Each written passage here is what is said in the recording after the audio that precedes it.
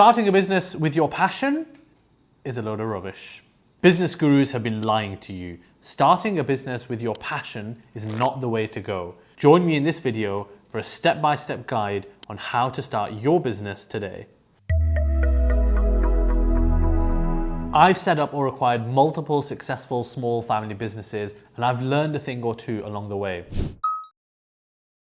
The first step is to ask yourself honestly why it is that you're starting this business, because the answer to that is going to dictate what kind of business you set up. So if you're looking to make a little bit of money on the side, or you've been a full-time mum and now you're just getting a bit more free time and you want to start something, that is very much in the small business territory.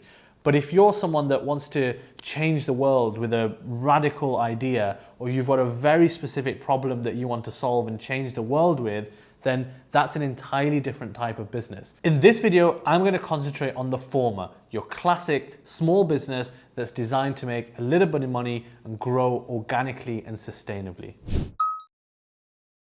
Step 2 is you want to figure out what it is you're actually going to sell. And the first thing you actually need to think about is whether it's going to be a good, a physical good like this book, or whether it's going to be a service, for example, accounting or tax advice or recruitment or social media management. And there's pros and cons to each one. There tends to be more costs initially if you're doing a goods-based business because you have to physically buy the inventory. And if you're doing a service-based business, there tends to be lower costs initially because generally you will be the one providing the service and you can afford to do that for effectively free. Irrespective of the business that you set up though, you will have the initial marketing that you need to do to get your first clients through the door. Some people opt for completely organic marketing like WhatsApp, word of mouth, family, friends, etc. And other people opt for paid marketing where they're actually advertising their good using paid media like Google ads, YouTube ads, etc. I would definitely recommend initially going with the former. So don't pay for any marketing or advertising. A lot of people get stuck on this step where they associate marketing with paid marketing. It isn't the case. You can definitely get your name out there, especially nowadays, completely for free, just by tapping sensibly into your networks. Some businesses are a hybrid of a good and a service. So they'll take a raw good, raw materials, they'll do something with it, and then they will put something out of the door that is more premium. So the business that we invested in, Zyla's business, Cookie Boom, which if you've not seen it, you should definitely check out that video. That's an example of a hybrid business where she takes in raw ingredients, she does something with them, and then she sells them out of the door as something more premium. The type of business that you go for, goods-based or service-based, will depend on how you see the future. Some businesses are easy to start off with initially, but you should start thinking about, well, what if this actually succeeds? Is my goods-based business easier to scale than my service-based business? So if you do social media management, for example, it might be that your first 10 clients are quite easy, but then you're going to need to hire somebody else in order to continue servicing clients and growing your business. And you might not fancy the challenge of having to hire somebody else to do social media management, train them, supervise them, etc. You might find that a simple goods-based business is much easier to scale because all you then need to do is hire people to do more packaging and posting, etc. Now, the third step is to figure out what it is that you're actually going to sell. Now, a lot of people get stuck at this step because they think that they need to come up with something completely original and new that's never been seen before. And I'm here to tell you that that is just not true. Think about all the businesses that you interact with on a day-to-day basis as a consumer yourself. Do they have competitors? When you buy an Apple laptop, do they have competitors? Of course they do. When you go on Wilmsdale Road to eat, has each restaurant not got competitors? Of course they do. So every business is capable of existing within a wider market, and there's absolutely nothing wrong with setting up a business that has been done a million times before. As long as you can add your unique flavor to it, which you will, because you're not all these other business owners. You will have your own natural flavor to the business that you do. You should absolutely feel welcome to start a business that has been done before. So instead of sitting there and trying to dream up weird and wonderful ideas for your next business, instead, switch your mindset and start thinking about your day-to-day lifestyle and think about the problems that you come across. Surely you've been in conversations or you've experienced it yourself where you see something or you want to buy something and you just can't find exactly what you want because it doesn't quite meet your criteria. That kind of thought process is where you'll get inspiration for your business and actually improving on other businesses that are out there. You'll have to do some due diligence and make sure that the problem that you're experiencing is also a problem that other people are experiencing, because you want to make sure your market is big enough.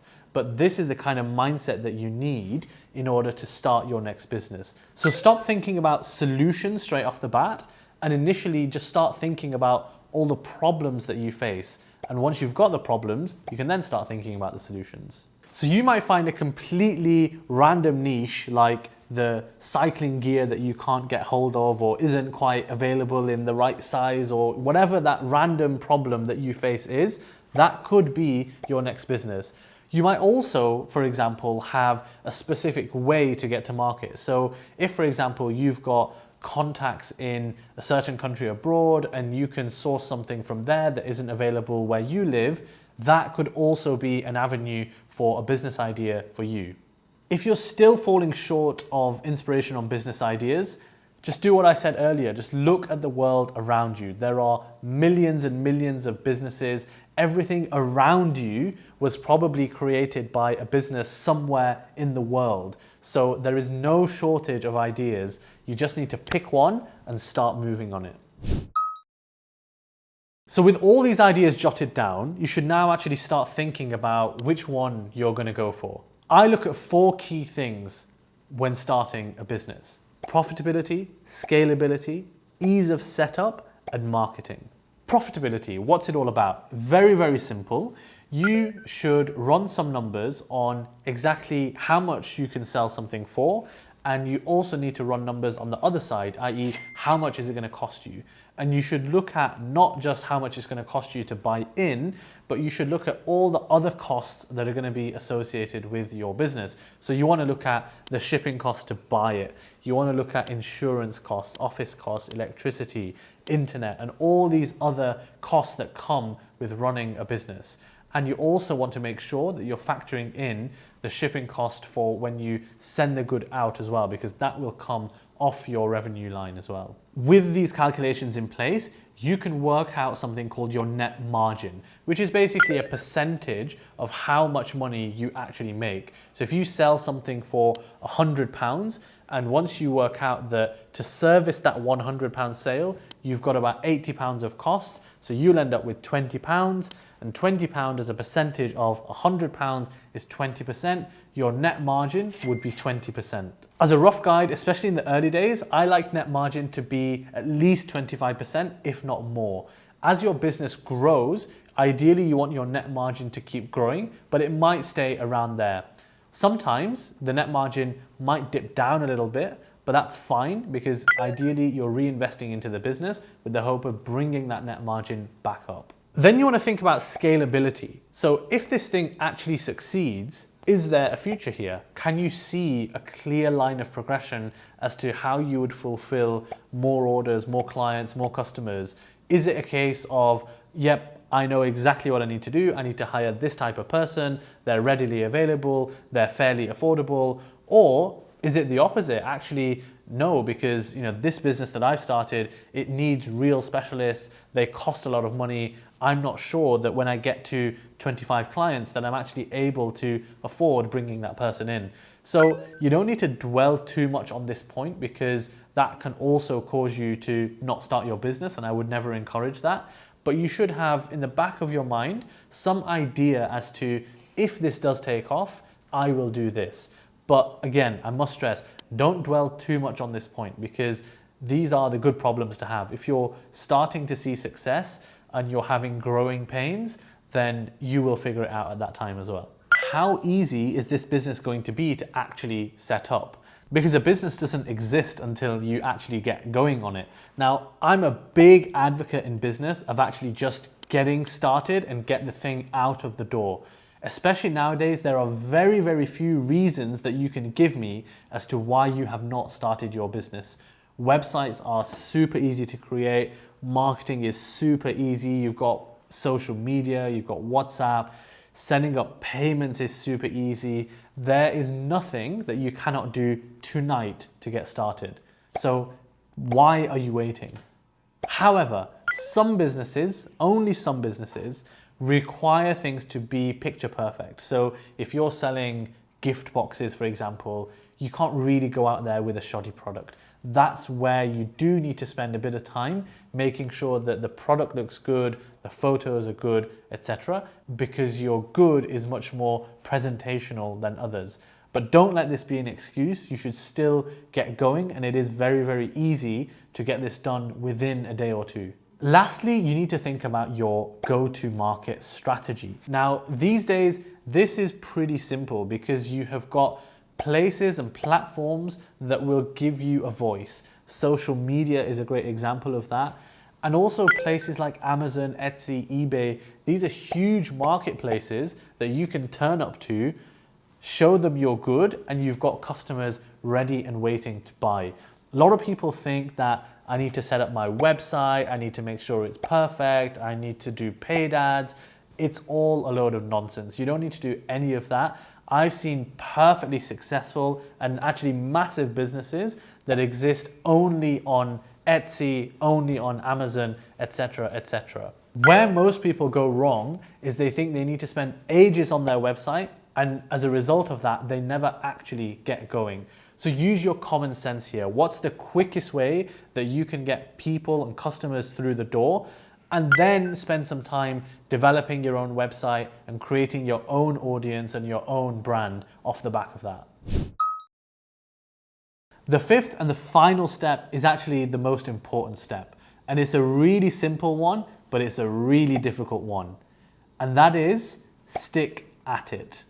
Most people will give up their business in the very early days. They won't see success early, and it becomes demoralizing, and they wonder, have I actually done the right thing here? Was my idea a load of rubbish? Is it because my logo wasn't that good? Etc., etc. And the few people that do then carry on, they give up right on the cusp of the business actually taking off. So be consistent, stick at it, have your plan, have your process in place, trust your process and see it all the way through. And I promise, if you give yourself a good 6 months of going really hard at it and you still see no results whatsoever, then fine, it might be time to revisit things.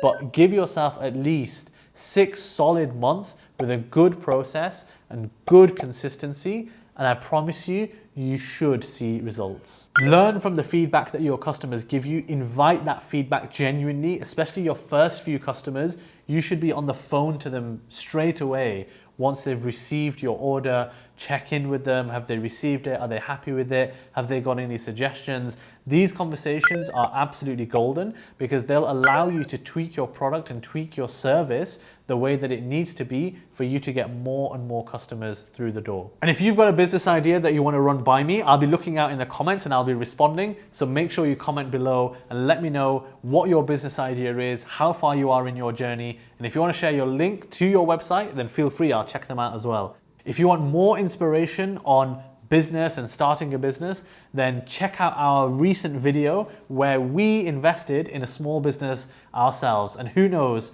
maybe your business could be the next one. Until the next time, Assalamu alaikum.